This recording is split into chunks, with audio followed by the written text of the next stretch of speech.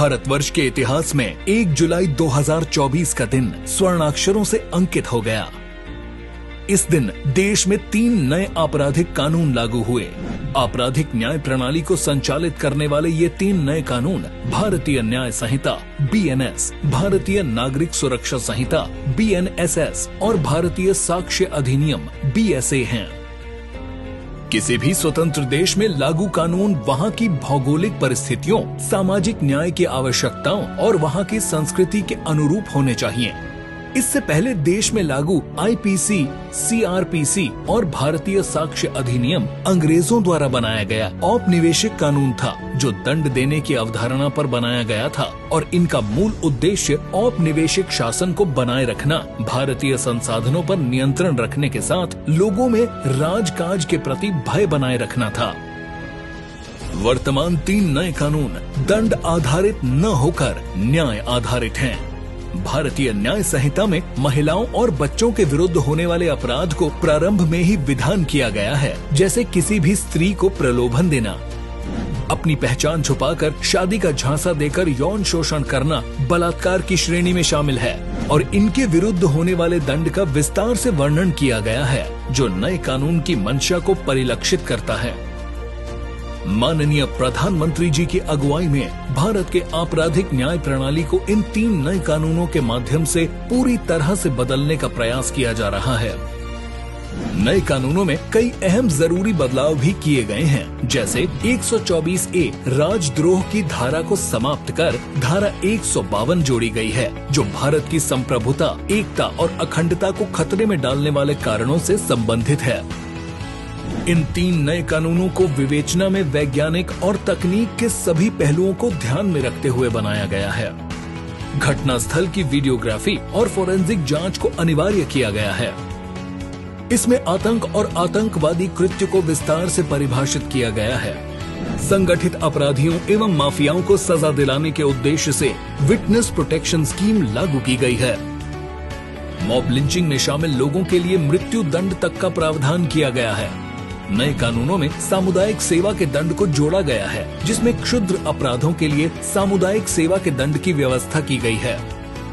Uttar Pradesh police प्रशिक्षण निदेशालय द्वारा उत्तर प्रदेश पुलिस को इन 3 नए कानूनों से जनमानस को सुरक्षा एवं न्याय प्रदान करने के लिए प्रशिक्षण प्रदान किया गया।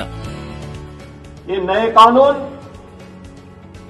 उन भावनाओं से जो दंड आधारित न होकर के न्याय प्रधान है, इन बातों को ध्यान में रख करके बनाए गए हैं। 3 नए कानून से संबंधित पाठ्यक्रम को सरल बनाए जाने के उद्देश्य से पुराने और नए कानून का विस्तृत तुलनात्मक पाठ्य सामग्री के माध्यम से प्रशिक्षण संस्थानों द्वारा प्रशिक्षण प्रदान किया गया।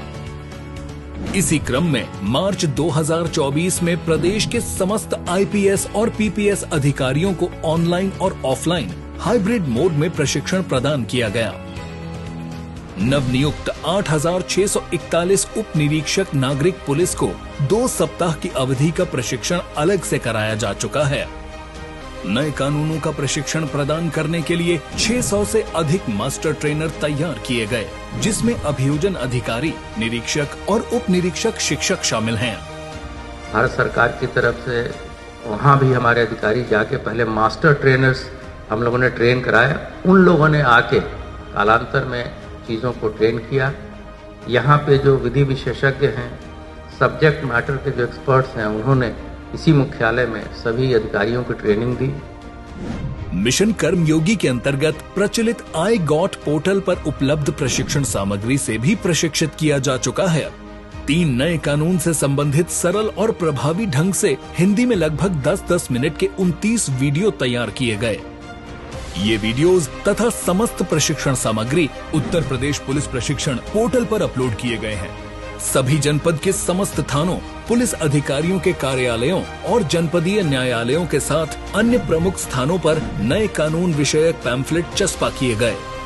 उत्तर प्रदेश की जनता को सुरक्षा और न्याय प्रदान करने के उद्देश्य से न्याय आधारित इन 3 नए कानूनों भारतीय न्याय संहिता BNS, भारतीय नागरिक सुरक्षा संहिता BNSS और भारतीय साक्ष्य अधिनियम BSA से परिचय करवाने के साथ ही 30 जून तक प्रदेश के सभी बीट आरक्षियों, मुख्य आरक्षियों का प्रशिक्षण कार्य पूर्ण हो चुका है। प्रदेश के मुख्यमंत्री माननीय योगी आदित्यनाथ जी के नेतृत्व में उत्तर प्रदेश पुलिस प्रशिक्षण निदेशालय प्रदेश के समस्त पुलिस जनों को विश्व स्तरीय और आधुनिक प्रशिक्षण देने के लिए सदैव कृत संकल्पित है।